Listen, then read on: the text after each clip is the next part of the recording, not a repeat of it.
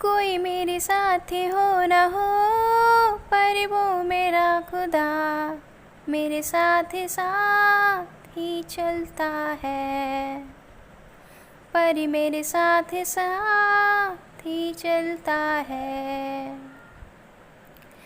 तारीफ कर उसकी हमेशा, क्योंकि वो ही तारीफ के काबिल है।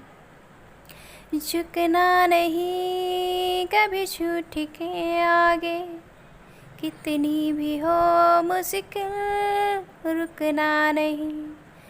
बढ़ते रहना, जीतोगे ज़रूर एक दिन जीतोगे ज़रूर एक दिन। मेरे प्रियो, आपका स्वागत है इस चैनल में। आज का विशेष टॉपिक जो कि आपके जीवन की समस्याओं में कैसे परमेश्वर ने आपको बचाया है और कैसे आप अपनी समस्याओं को देखते हुए भी परमेश्वर का अनुग्रह को महसूस करते हैं। क्या आपके साथ ये सब घटनाएं होती हैं कि जब लोग आपको दुख देते हैं, तकलीफ़ देते हैं, तब आप उनके लिए प्रार्थनाएं करते हैं, उन्हें कोसते नहीं हैं और उनके लिए बुरा नहीं सोचते? अगर आप ऐसे व्यक्ति हैं तो सचमुच मैं प्रभु यीशु मसीह के नाम से आपके जीवन पर परमेश्वर का अनुग्रह और आशीष की घोषणा करती हूँ।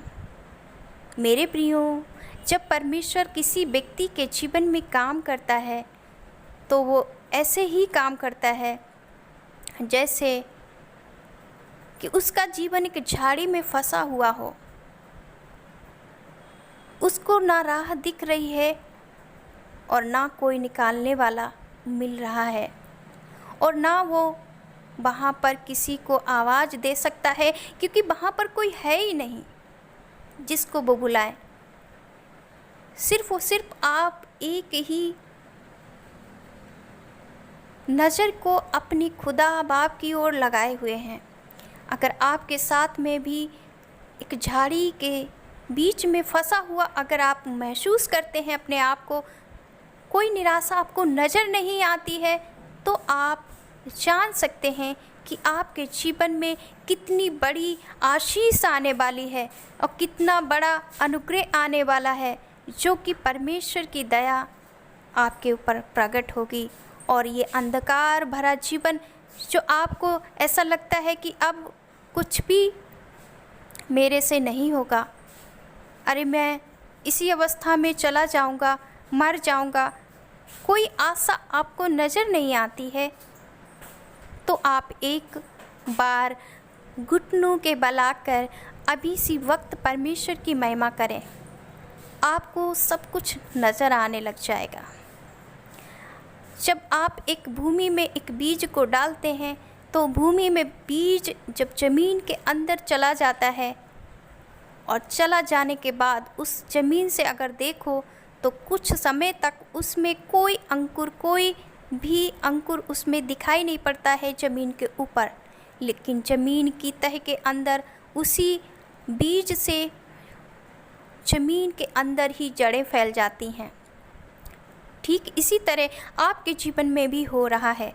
अगर आप इतनी सारी कठिनाइयों, समस्याओं के बीच में हैं तो आप अपने आप को आशीषित समझें, क्योंकि परमेश्वर ने आपकी जड़ों को पहले, आपकी रूट को पहले इस ज़मीन के अंदर आपके जीवन में फैला दी हैं, और उसके बाद आपके अंदर से वो आशीषों का झरना, वो अनुग्रह का झरना और परमेश्वर का प्रेम ऐसे बहेगा कि लोग जो आपको तुच्छ समझते हैं, गंवार समझते हैं, नकारा समझते हैं और कुछ नहीं समझते हैं, वही लोग आपके पास आकर के बोलेंगे, मेरे प्रिय मेरे साथ भी बात करें, मेरे साथ भी बैठकर अपने परमेश्वर की बातों को बताएं, ताकि मैं भी जान सकूं, मैं भी सीख सकूं कि तुम्हारा परमेश्वर कितना भला है, कितना महान है, कैसे तुम ऐसी ऐसी कठिन परिस्थितियों से बाहर आए हो, मुझे भी बताओ।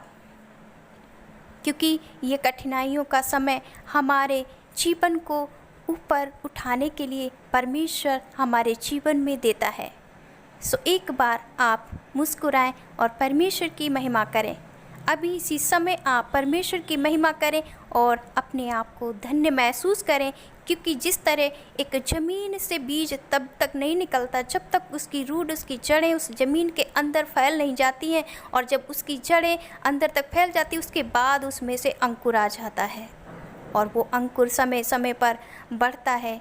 हो सकता है उसको तमाम प्रकार की कठिनाइयों का सामना करना पड़ता है, लेकिन परमेश्वर फिर भी उसे बढ़ाता रहता है, और एक समय ऐसा आ जाता है कि उस अंकुर को बड़ा होते होते कि पेड़ बनने में समय तो लगता है, लेकिन उसमें फूल और फल से वो भर जाता है।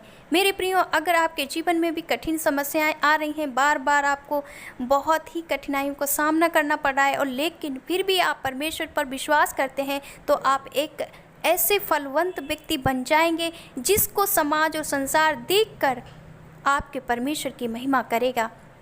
इसलिए जब भी आप कठिन समस्या में हो, कठिन परिस्थिति में हो, कभी भी घबराएं नहीं, कभी भी हिम्मत ना हारें, बल्कि परमेश्वर से बोले, हे परमेश्वर, अनुग्रह तेरा बना रहे, ताकि मैं इन परिस्थितियों में स्थिर रह करके तेरी महिमा, तेरी प्रशंसा, तेरी आराधना कर सकूं, ताकि मेरे जीवन में भी मैं तेरी शांति को, तेरी आशीषों को पा सकूं।